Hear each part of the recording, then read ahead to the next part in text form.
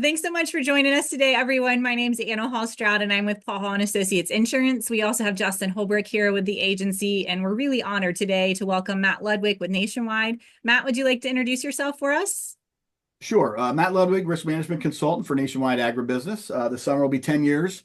I've been with Nationwide, and my background's in safety and health. And what I do is I consult with our insureds on a variety of safety topics and consult with them on how to best practice their safety programs and make safer operations. So looking forward to being part of the program. Yeah, Matt, thanks for joining us. As we know, weather is a big issue. It has been an issue for the agency and for losses in the company. The second risk and the loss that occurs after that typically is a fire. There's always a fire that's kind of, if we look at those two risks, we've got the weather that's going to come through, and then we're worried about a barn fire, or we're worried about a combine fire or something like that.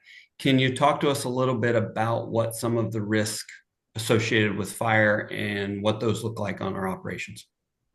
Yeah, so most structure fires on farms we find are caused by some sort of electrical issue and or equipment. So if we're storing combines or pieces of equipment inside our barns and they come in hot, and there's lots of combustible materials in and around barns and in and around the farm in general, but specifically in confined spaces like barns, any accumulation of combustible materials near any type of heat source poses a greater risk of fire, and farms have plenty of these.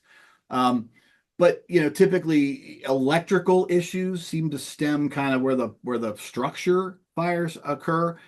Sometimes it's inadequate electrical. Sometimes it's we've added on to the added pieces of equipment or motors or some sort of electrical we've added onto in our barns, and we didn't upgrade the system. So we see a lot of system inadequacy sometimes on farms causing fires. Yeah, and our barn burnt down actually on Thanksgiving Day one year. So I got to experience just how quickly fires can happen and literally in the blink of an eye. Talk to us a little bit about how we can kind of stay ahead of some fire hazards on our farms and kind of prepare ourselves so that hopefully that doesn't happen. Yeah, and there's two ways to think about this. First, we want to prevent the fire, right? So if we can do things that prevent heat sources getting to the point where combustibles ignite, now we have a fire. So that's really the way to do that, is ensure the electrical system's adequate. And a lot of times we've expanded or added to existing structures without updating or expanding the electrical system appropriately, and that leads to overloads, which is hotspots.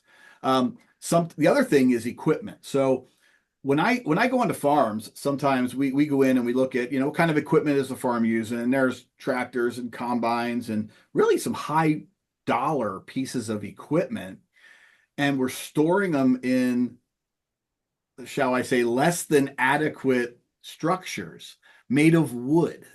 So we see a lot of high dollar equipment being stored in a building that if there is an ignition source anywhere, the equipment's going to. So the other part of fire safety is kind of mitigating the losses if a fire were to occur. So keeping our high dollar stuff out of our higher risk structures and storing them in different places can help mitigate the overall cost of the loss. Yeah, that makes sense. Absolutely. When we actually had a fire, and it was started with a grease fire. And one of the things that I learned at that stage in my life was I did not know enough about fire safety. Thinking with a grease fire that just some run of the mill fire extinguisher would work was definitely a lesson I learned the hard way. Right. So could you walk us through some farm fire safety prevention tools that are out there, any fire suppressor options specifically for our operations?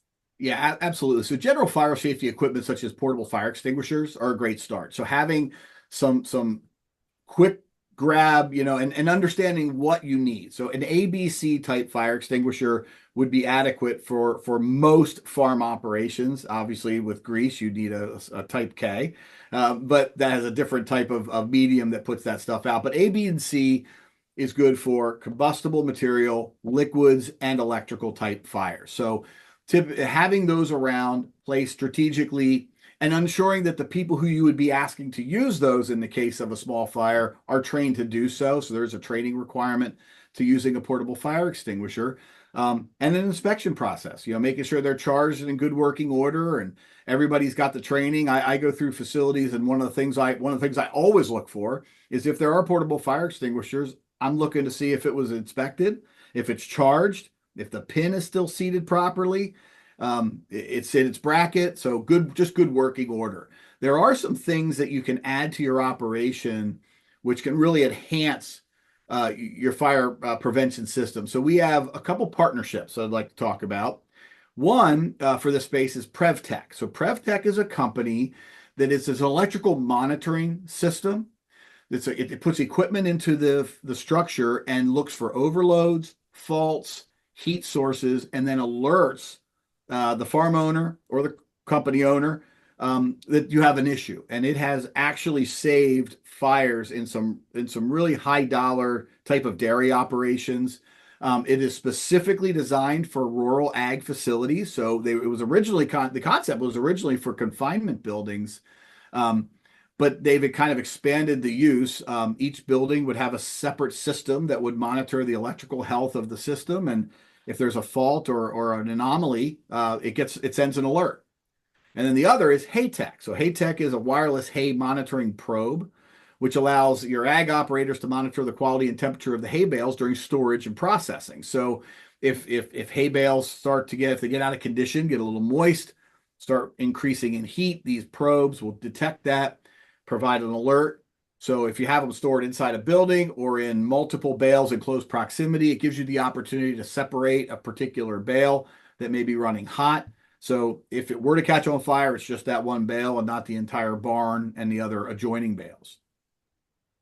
Perfect. Thank you so much for your help on this. I think fire safety all has a special place in my heart, and maybe even a bit more prevalent in our operators' hearts after a really dry harvest this past year. So we appreciate your insight, and thanks so much for joining us today. Absolutely. Thanks for having me.